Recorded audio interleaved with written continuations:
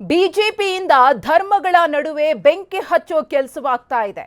ಪುನೀತ್ ಕೆರೆಹಳ್ಳಿ ಎಂಬ ಮತಾಂಧನಿಗೆ ಫತ್ವಾ ಬಂದಿದೆ. ಬಿಜೆಪಿಯಿಂದ ಧರ್ಮಗಳ ನಡುವೆ ಬೆಂಕಿ ಹಚ್ಚೋ ಕೆಲಸವಾಗ್ತಾ ಇದೆ. ಪುನೀತ್ ಕೆರೆಹಳ್ಳಿ ಎಂಬ ಮತಾಂಧನಿಗೆ ಫತ್ವಾ ಬಂದಿದೆ. ಬಿಜೆಪಿಯಿಂದ ಕೋಮು ಗಲಭೆಯನ್ನ ನಡೆಸುವ ಫತ್ವಾ ಬಂದಿದೆ. ರಾಜ್ಯ ಬಿಜೆಪಿಯ ವಿರುದ್ಧ ಬಿಕೆ ಹರಿಪ್ರಸಾದ್ ಅವರು ಮತ್ತೊಂದು ಗಂಭೀರ ಆರೋಪವನ್ನು ಮಾಡಿದ್ದಾರೆ. ರಾಷ್ಟ್ರ ರಕ್ಷಣಾ ಪಡೆ ಗ್ರೂಪ್ನಲ್ಲಿ ಹೇಳ್ಕೊಂಡಿದ್ದಾನೆ. ಗಲಭೆಯಿಂದ ಮೋದಿಯನ್ನ ಪ್ರಧಾನಿ ಮಾಡೋ ಪ್ಲಾನ್ ನಡೀತಾ ಇದೆ ಅನ್ನೋ ವಿಚಾರವನ್ನ ಬಿಕೆ ಹರಿಪ್ರಸಾದ್ ಇಲ್ಲಿ ಹೇಳಿರೋದು. ಪ್ರಧಾನಿ ಮಾಡಲು ಭಯೋತ್ಪಾದಕರ ತಂಡ ಕೆಲಸ ಮಾಡ್ತಾ ಇದೆ. ರಾಜ್ಯ ಬಿಜೆಪಿಯ ವಿರುದ್ಧ ಗಂಭೀರ ಆರೋಪವನ್ನ ಮಾಡಿದ್ದಾರೆ ಬಿಕೆ ಹರಿಪ್ರಸಾದ್. ಕಳೆದ 2 ದಿನಗಳ ಹಿಂದೆಯಷ್ಟೇ ಗೋಧ್ರಾ ಮಾದರಿಯ ಹತ್ಯಾಕಾಂಡ ನಡೆಯುತ್ತೆ. ಆ ಬಗ್ಗೆ ಗಂಭೀರವಾಗಿ ಕ್ರಮಗಳನ್ನು ತೆಗೆದುಕೊಳ್ಬೇಕಾದಂತಹ ಅನಿವಾರ್ಯತೆ ಇದೆ. ಸರ್ಕಾರ ಎಚ್ಚೆತ್ತುಕೊಳ್ಬೇಕು ಅಂತ ಹೇಳಿದ್ರು. ಇದರ ಬೆನ್ನಲ್ಲೇ ಇದೀಗ ಮತ್ತೊಂದು ಸ್ಫೋಟಕ ವಿಚಾರವನ್ನ ಆರೋಪವನ್ನ ಬಿಕೆ ಹರಿಪ್ರಸಾದ್ ಮಾಡಿದ್ದಾರೆ. ಬಿಜೆಪಿಯಿಂದ ಧರ್ಮಗಳ ನಡುವೆ ಬೆಂಕಿ ಹಚ್ಚೋ ಕೆಲಸ ಆಗ್ತಾ ಇದೆ. ಪುನೀತ್ ಕೆರೆಹಳ್ಳಿ ಎಂಬ ಮತಾಂಧನಿಗೆ ಫತ್ವಾ ಬಂದಿದೆ. ಬಿಜೆಪಿಯಿಂದ ಕೋಮು ಗಲಭೆ ನಡೆಸುವ ಫತ್ವಾ ಆತನಿಗೆ ಬಂದಿದೆ ಅಂತ ಹೇಳಿ ಗಂಭೀರವಾದ ಆರೋಪವನ್ನು ಮಾಡಿದ್ದಾರೆ. ಗಮನಿಸ್ತಾ ಇದ್ದೀರಿ ಬಿಕೆ ಹರಿಪ್ರಸಾದ್ ಅವರ ಪೋಸ್ಟ್ನ ಕೂಡ. ಇದಕ್ಕೆ ಕಾರಣ ಪ್ರಧಾನಿ ಮೋದಿಯವರನ್ನ ಮತ್ತೆ ಪ್ರಧಾನಿಯನ್ನಾಗಿ ಮಾಡುವಂತಹ ಪ್ಲಾನ್ ಅಂತ ಹೇಳಿದ್ದಾರೆ ಬಿಕೆ ಹರಿಪ್ರಸಾದ್ ಅವರು. ಗಂಭೀರವಾದಂತಹ ಆರೋಪ. ಕೋಮು ಗಲಭೆಯನ್ನ ಸೃಷ್ಟಿಸಿ ಧರ್ಮಗಳ ನಡುವೆ ಹೊತ್ತಿ ಉರಿಯುವಂತಹ ಕೆಲಸವನ್ನ ಮಾಡುವಂತಹ ಕೆಲಸವನ್ನ ಇಲ್ಲಿ ಬಿಜೆಪಿ ಮಾಡಲಿದೆ ಅನ್ನೋ ಆರೋಪವನ್ನ ಮಾಡಿದ್ದಾರೆ. ಈ ಬಗ್ಗೆ ಮಾತನಾಡೋಕೆ ಮಾಜಿ ಸಚಿವರಾಗಿರುವ ಕೆಎಸ್ ಈಶ್ವರಪ್ಪನವರು ನಮ್ಮ ಜೊತೆಗೆ ದೂರವಾಣಿ ಸಂಪರ್ಕದಲ್ಲಿದ್ದಾರೆ. ಈಶ್ವರಪ್ಪನವರೇ, ಬಿಕೆ ಹರಿಪ್ರಸಾದ್ ಅವರು ಮತ್ತೊಂದು ಗಂಭೀರ ಆರೋಪವನ್ನು ಮಾಡಿದ್ದಾರೆ ಬಿಜೆಪಿಯ ವಿರುದ್ಧ. ತಮ್ಮ ಗಮನಕ್ಕೆ ಬಂದಿದ್ರೆ ಮೊದಲ ಪ್ರತಿಕ್ರಿಯೆ. ಸಿದ್ದರಾಮಯ್ಯನಿಗಿಂತ ನಾನೇನು ಕಡಿಮೆ ಇಲ್ಲ ಅನ್ನೋದು ಸೋನಿಯಾ ಗಾಂಧಿ ರಾಹುಲ್ ಗಾಂಧಿಗೆ ತೋರ್ಸೋದಕ್ಕೆ ಮುಸಲ್ಮಾನರನ್ನ ಈ ರೀತಿ ಬಿಜೆಪಿಯವರು ತೊಂದರೆ ಕೊಟ್ಟು ಕೋಮುಗಲಭೆ ಮಾಡಬೇಕು ಅನ್ನೋಂತ ಪ್ರಯತ್ನ ನಡೆಸ್ತಾ ಇದ್ದಾರೆ ಅಂತೇಳಿ ಸಿದ್ದರಾಮಯ್ಯನವ್ರಿಗೂ ಮೀರಿ ನಾನು ಕೆಲಸ ಮಾಡ್ತಿದ್ದೀನಿ ಅಂತೇಳಿ ಸೋನಿಯಾ ಗಾಂಧಿ ರಾಹುಲ್ ಗಾಂಧಿಗೆ ಒಂದ್ ರೀತಿಯ ತೃಪ್ತಿ ಪಡಿಸೋದಕ್ಕೆ ಮಾಡ್ತಾರಂತ ಕುತಂತ್ರ ರಾಜಕಾರಣ. ಯಾವುದೇ ಕಾರಣಕ್ಕೂ ಕೂಡ ಅವ್ರ ಏನಾದ್ರು ಇದ್ರೆ ಅದನ್ನ ಬಹಿರಂಗ ಮಾಡ್ಲಿ. ಅದು ಬಿಟ್ಟು ಸುಮ್ಮನೆ ಬಾಯಿ ಬಂದಂಗೆ ಬೊಗಳಿದ್ರೆ, ನಾಯಿ ಬೊಗಳಿದ್ರೆ ಅದಕ್ಕೆ ಅರ್ಥವೇ ಇಲ್ಲ ಇದಕ್ಕೆ. ಅದಕ್ಕೋಸ್ಕರ ನಮ್ಮ ಹರಿಪ್ರಸಾದ್ ಬಗ್ಗೆ ನಂಗೆ ಮುಂಚೆ ತುಂಬಾ ಗೌರವ ಇತ್ತು. ಇತ್ತೀಚೆಗೆ ಡಿ.ಕೆ. ಶಿವಕುಮಾರ್ ಸಿದ್ದರಾಮಯ್ಯನವ್ರಿಗೂ ಅವ್ರಿಗೂ ಒಂದ್ ರೀತಿಯ ವೈಯಕ್ತಿಕವಾದ ದ್ವೇಷ ಶುರು ಆದ್ಮೇಲೆ ಸಿದ್ದರಾಮಯ್ಯಗಿಂತ ನಾನೇನ್ ಕಡಿಮೆ ಇಲ್ಲ ಅಂತ ಹೇಳಿ ತೋರ್ಸೋದಕ್ಕೆ ಮಾಡ್ತಿರಂತ ಕುತಂತ್ರ ರಾಜಕಾರಣ. ಇದರಲ್ಲಿ ಯಾವುದೇ ಕಾರಣಕ್ಕೂ ಹುರುಳಿಲ್ಲ. ಅವ್ರಿಗೆ ಯಾವುದೇ ಕಾರಣಕ್ಕೂ ಇದ್ರಲ್ಲಿ ಯಶಸ್ವಿ ಆಗಲ್ಲ. ಹಾಗಿದ್ರೆ ಅವರ ವೈಯಕ್ತಿಕ ವರ್ಚಸ್ಸನ್ನ ಹೆಚ್ಚಿಸ್ಕೊಳ್ಳೋದಕ್ಕೋಸ್ಕರ ಈ ರೀತಿ ಮಾಡ್ತಿದ್ದಾರೆ ಅನ್ನೋದಾ ತಮ್ಮ ಮಾತು? ಖಂಡಿತ. ವೈಯಕ್ತಿಕವಾಗಿ ವರ್ಚಸ್ಸು ಹೆಚ್ಚಿಸ್ಕೊಡೋದಲ್ಲ, ವರ್ಚಸ್ಸು ಹಾಳು ಮಾಡಿಕೊಡೋದಕ್ಕೆ. ಕಾಂಗ್ರೆಸ್ ನಲ್ಲಿ ಈ ರೀತಿ ವರ್ಚಸ್ಸು ಹೆಚ್ಚಿಸ್ಕೊಳ್ಳುವಂತ ಪ್ರಯತ್ನ ನಡೆಸಿದ್ರೆ ಸಾರ್ವಜನಿಕವಾಗಿ ಜನ ಯಾವುದೇ ಕಾರಣಕ್ಕೂ ನಂಬಲ್ಲ.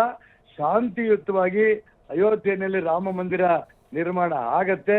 ಇವ್ರಿಗೆಲ್ರಿಗೂ ಕೂಡ ಅವಾಗ ಗೊತ್ತಾಗತ್ತೆ. ಅಲ್ಲಿ ತನಕನೂ ಕೂಡ ಈ ರೀತಿ ಹಿಂದೂ ಮುಸ್ಲಿಂ ಗಲಾಟೆ ಆಗತ್ತೆ ಸೃಷ್ಟಿ ಮಾಡ್ತಿದ್ದಾರೆ ಅಂತ ಒಂದು ಕುತಂತ್ರ ರಾಜಕಾರಣ ಮಾಡ್ತಿದಾರಲ್ಲ, ಇದರಲ್ಲೂ ಕೂಡ ಅವರು ಫೇಲ್ ಆಗ್ತಾರೆ. ಇನ್ನು ಇವತ್ತಿನ ವಿಚಾರದಲ್ಲಿ ಪ್ರಧಾನಿ ಮೋದಿ ಅವರನ್ನ ಅವರು ಎಳೆ ತಂದಿದ್ದಾರೆ. ಮೋದಿಯವರನ್ನ ಮತ್ತೆ ಪ್ರಧಾನಿ ಮಾಡೋದಕ್ಕೋಸ್ಕರ ಭಯೋತ್ಪಾದಕ ಕೃತ್ಯಗಳನ್ನ ಮಾಡೋದಕ್ಕೂ ಇವರು ಹಿಂಜರಿಯಲ್ಲ ಅನ್ನೋ ಆರೋಪ. ಇದು ಬಹಳ ಗಂಭೀರವಾದ ವಿಚಾರ. ರಾಜ್ಯದ ಜನ, ದೇಶದ ಜನ ನರೇಂದ್ರ ಮೋದಿಯನ್ನ ಪ್ರಧಾನ ಮಂತ್ರಿ ಮಾಡ್ಬೇಕು ಅಂತ ಈಗಾಗಲೇ ತೀರ್ಮಾನ ಮಾಡಿಬಿಟ್ಟಿದ್ದಾರೆ. ಮಾಡಿರೋಂತ ಸಂದರ್ಭದಲ್ಲಿ ಈ ರೀತಿ ಕ್ಷುಲ್ಲಕವಾದ ರಾಜಕಾರಣ, ಕೋಮುಗಲಭೆ ಮಾಡಿ ಅದ್ರ ಮುಖಾಂತರ ಪ್ರಧಾನ ಮಂತ್ರಿ ಮಾಡಂತ ಒಂದು ಸ್ಥಿತಿ ಭಾರತೀಯ ಜನತಾ ಪಾರ್ಟಿ ಯಾವುದೇ ಕಾರಣಕ್ಕೂ ಬಂದಿಲ್ಲ.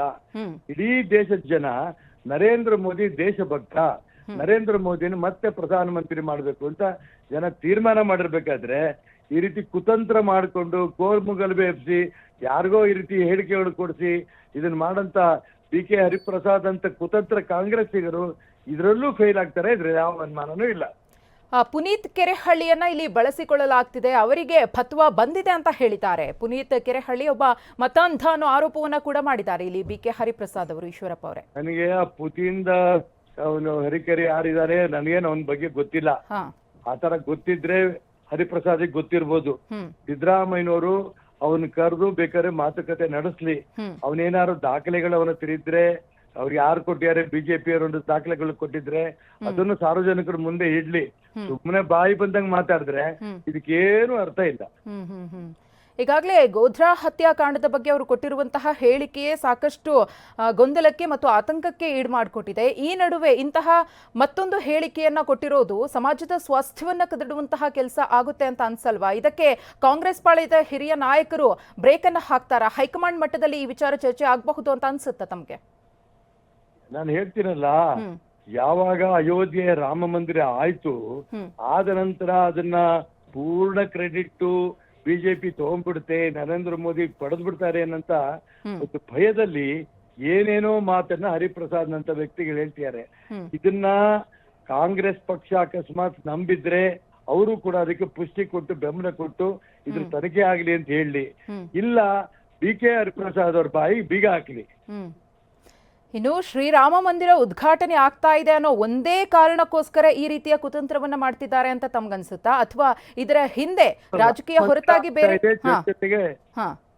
ಜೊತೆಗೆ ಹತ್ರದಲ್ಲೇ ಲೋಕಸಭೆ ಚುನಾವಣೆ ಬರ್ತಾ ಇದೆ. ಇಂಥ ಸಂದರ್ಭದಲ್ಲಿ ನಾನು ಒಬ್ಬ ಹೀರೋ ಅಂತ ತೋರ್ಸ್ಕೊಡಕ್ಕೆ ಇವ್ರು ಆಡ್ತಿರಂತ ಆಟ ಇದು. ಈ ಆಟವನ್ನ ನನಗನ್ಸುತ್ತೆ ಕಾಂಗ್ರೆಸ್ ಪಕ್ಷವೂ ಇದಕ್ಕೆ ಬೆಂಬಲ ಕೊಡ್ಲಿಕ್ಕಿಲ್ಲ, ಜನ ಅಂತೂ ಬೆಂಬಲ ಕೊಡ್ಲಿಕ್ಕಿಲ್ಲ. ಅವ್ರನ್ನ ಒಂದ್ಸರಿ ಅವ್ರನ್ನ DNA ಪರೀಕ್ಷೆನೋ ಈ ತರದ್ದೇನೋ ಪರೀಕ್ಷೆ ಮಾಡಿಸೋದು ಸೂಕ್ತ ಅನ್ಸುತ್ತೆ ನನಗೆ.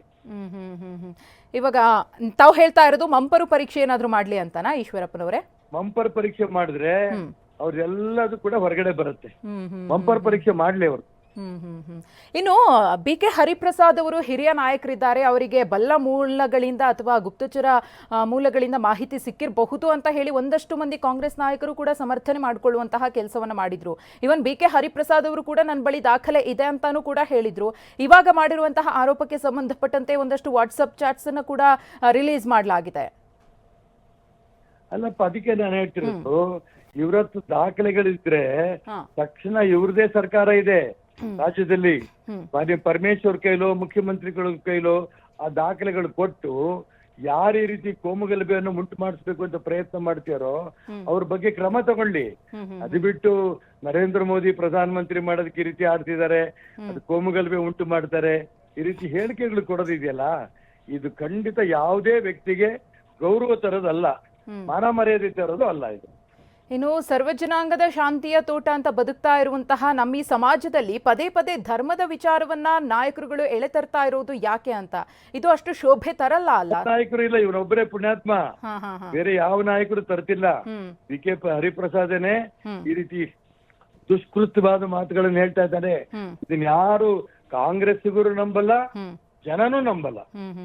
ಹಾಗಿದ್ರೆ ಅನ್ಸುತ್ತಾ ತಮ್ಗೆ ಸಿದ್ದರಾಮಯ್ಯನವರು ಅಥವಾ ಕಾಂಗ್ರೆಸ್ನ KPCC ಅಧ್ಯಕ್ಷರು BK ಹರಿಪ್ರಸಾದ್ ಅವರ ವಿರುದ್ಧ ಒಂದು ಶಿಸ್ತು ಕ್ರಮವನ್ನು ತೆಗೆದುಕೊಳ್ಳಬಹುದು ಅಥವಾ ಅವರ ಬಾಯಿಗೆ ಬೀಗ ಹಾಕಬಹುದು ಅಂತ ಮುಂದಿನ ದಿನಗಳಲ್ಲಿ?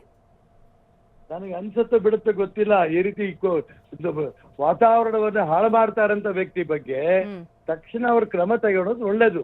ಅವ್ರು ಮಾಡೋದು ಬಿಡೋದು ಅವ್ರ ಪಕ್ಷಕ್ಕೆ ಸೇರಿದ್ದು. ಸರ್ಕಾರ ಅವ್ರನ್ನ BK ಹರಿಪ್ರಸಾದನ್ನ ಒಬ್ಬ ಕಾಂಗ್ರೆಸ್ ಪಕ್ಷದ ಕಾರ್ಯಕರ್ತ ಅಂತ ಯೋಚನೆ ಮಾಡ್ದೇನೆ ಸಮಾಜದ ಸ್ವಾಸ್ಥ್ಯವನ್ನ ಹಾಳು ಮಾಡ್ತಾ ಇರೋಂಥ ವ್ಯಕ್ತಿ ಅಂತ ಅನ್ಕೊಂಡು ಇಮ್ಮಿಡಿಯೇಟ್ ಅವ್ರನ್ನ ಅರೆಸ್ಟ್ ಮಾಡಿ ತನಿಖೆ ಮಾಡೋದು ಸೂಕ್ತ.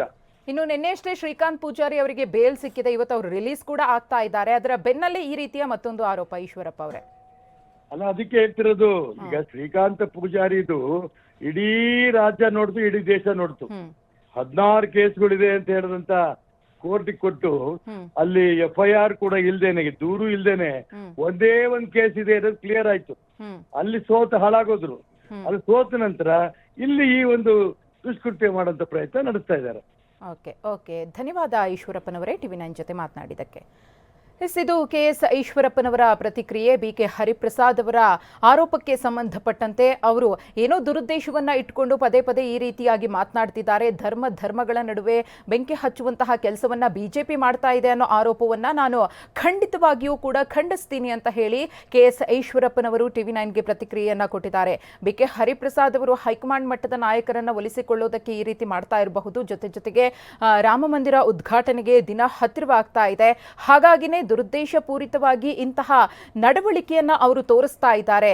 ಅವರು ಏನು ಅನ್ನೋದು ಇಡೀ ಸಮಾಜಕ್ಕೆ ಗೊತ್ತಾಗ್ತಾ ಇದೆ ಅಂತ ಹೇಳಿ KS ಈಶ್ವರಪ್ಪನವರು ಕೂಡ BK ಹರಿಪ್ರಸಾದ್ ಅವರ ವಿರುದ್ಧ ವಾಗ್ದಾಳಿಯನ್ನ ನಡೆಸಿದ್ದಾರೆ.